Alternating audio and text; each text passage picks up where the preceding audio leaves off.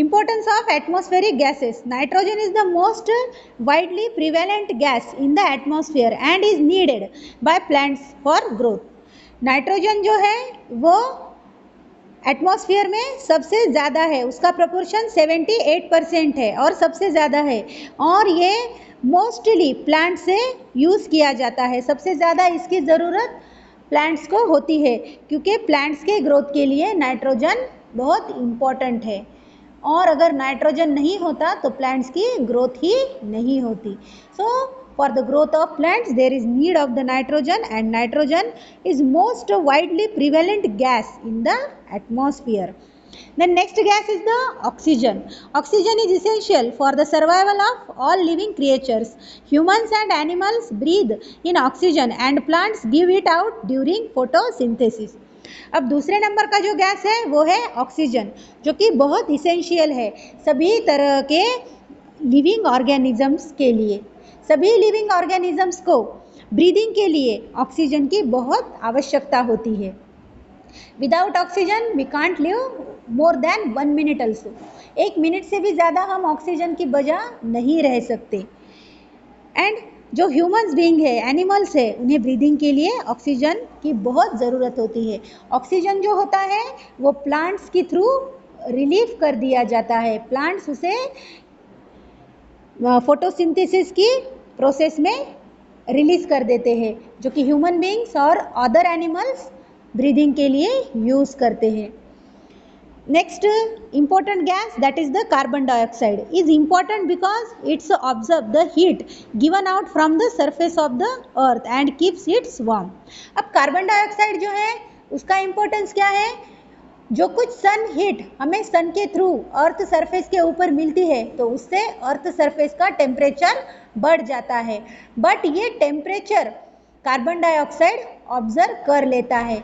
ये जो हीट होती है जो कि अर्थ सरफेस के ऊपर आती है उसे ऑब्जर्व करने का काम ये कार्बन डाइऑक्साइड कर देता है, जिससे कि अर्थ सरफेस ठंडा होने में मदद होती है और जो हमारे लिए बहुत कंफर्टेबल बन जाता है। तो ये कार्बन डाइऑक्साइड का यूज़ है। Thus it is responsible for the green house effect on the earth.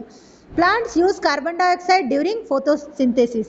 Increase in carbon dioxide in the atmosphere leads to global warming as it absorbs more heat and raises the temperature of the earth surface. अब carbon dioxide जो है वो mostly heat observe करने का काम करता है, जिससे कि अर्थ सरफेस जो है वो जल्दी से कूल डाउन हो जाता है। साथ में ही कार्बन डाइऑक्साइड जो है उसका यूज़ प्लांट्स भी करते हैं।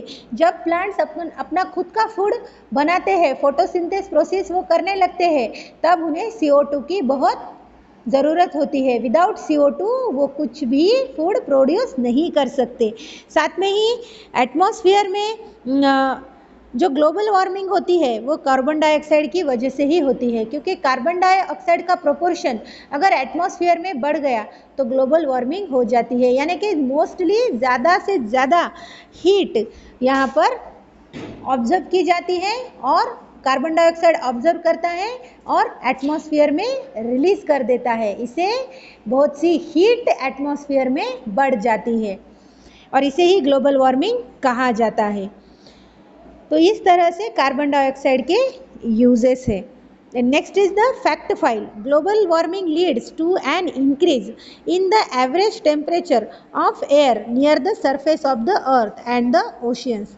ग्लोबल वार्मिंग जो है वो मेनली एवरेज टेम्परेचर के बढ़ने के वजह से होती है। एयर में एवरेज टेम्परेचर से ज़्यादा टेम्परेचर हो गया तो ग्लोबल वार्मिंग हो जाती है, और मोस्टली ग्लोबल वार्मिंग जो है वो अर्थ के ऊपर ओशियंस के प्रोविंस में होती है, ओशियंस के प्रदेशों में होती है।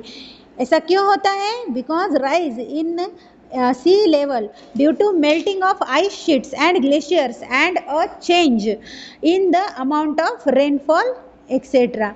और ये ग्लोबल वार्मिंग क्यों होती है? क्योंकि सी लेवल से आइस शीट जो है या ग्लेशियर जो है वो मेल्ट होने लगते हैं और इससे कि अमाउंट रेनफॉलिंग की अमाउंट बढ़ जाती है और बहुत से ऐसे चेंज होते हैं जिससे कि ग्लोबल वार्मिंग का प्रॉब्लम शुरू हो जाता है।